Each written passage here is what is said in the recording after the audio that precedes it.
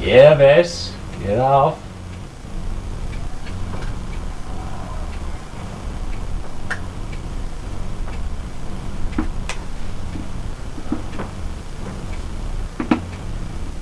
Oh shit! Fuck!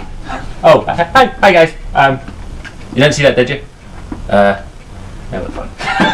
sorry. Hopefully you didn't see too much. How long have you been there? Sorry about that. Yeah, so, sense of humour.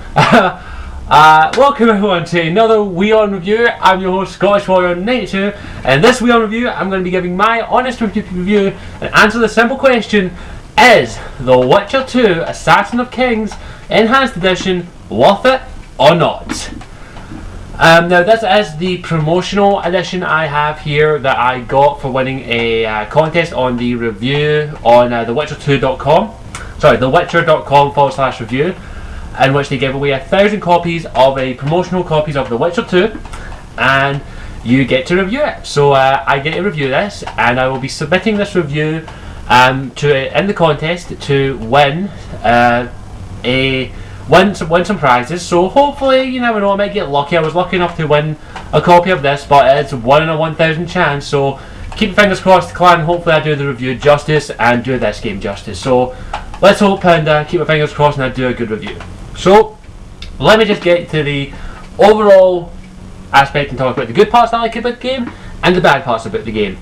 Firstly, if you don't know, The Witcher 2 was actually originally a PC game that was released last year, around about the same time as Dragon Age 2.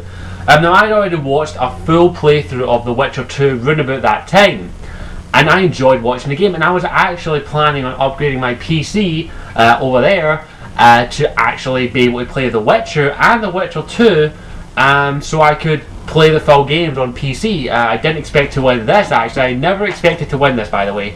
I never win anything. So it was a major thing to them, and thanks to CD Projekt for picking me for one of the 1,000. And I was really enjoying the game, and I really wanted to get it. But let me just get the first thing out of the way before I get into many more detail. There is a reason that this game has the big 18 on it. There is a reason, parents of the world, and wherever you are, 18R, whatever. This will probably get the highest rating in most countries, because this is not just an RPG, this is a mature RPG. There is a lot of swearing, a lot of sex, a lot of nudity, and a lot of violence. So this game is a mature RPG, hands down, the definition of a mature RPG.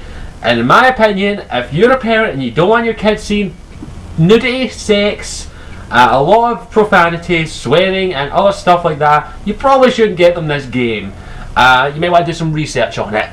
So yeah, if you buy your kid this game, you're giving them one of two things. You're giving them two things. You're giving them one of the best games of the year. You're also giving them spank material. That's just the there is nudity in this. There are sex scenes. You can pay whores to have sex with, and you can talk to people and have sex with. There aren't as many as there were in The Witcher 1, I know, because The Witcher 1 had sex cards. But there is this shows almost everything. The only thing it doesn't show is full-on penetration, but it shows me enough everything else. It shows ass, it shows boobies, it shows cooch, it shows muffs. The only thing it doesn't show is a penis, which I'm fucking surprised they did, but it's kind of implied.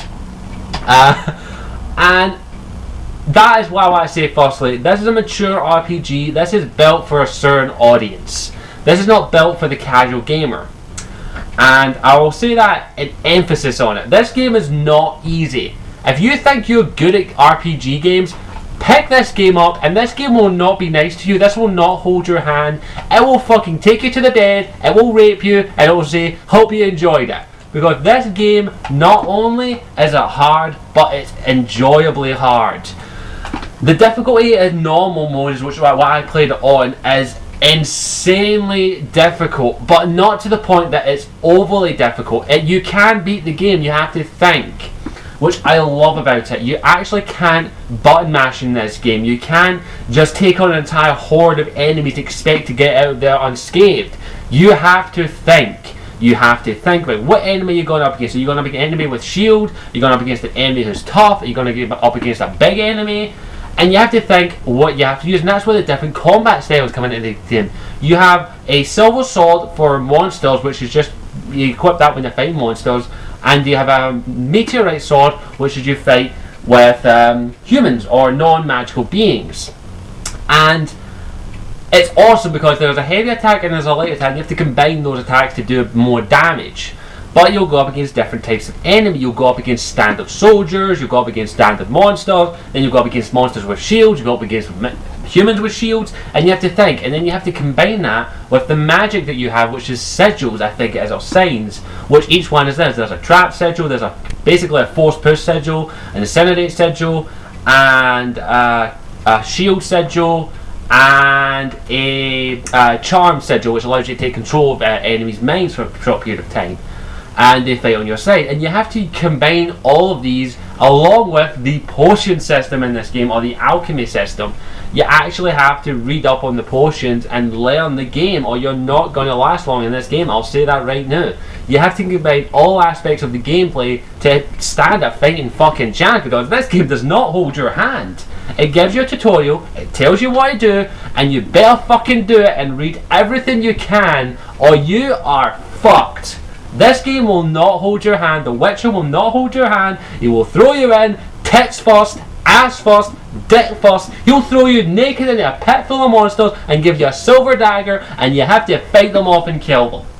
That is The Witcher 2. It does not hold your hand. You have to learn the game.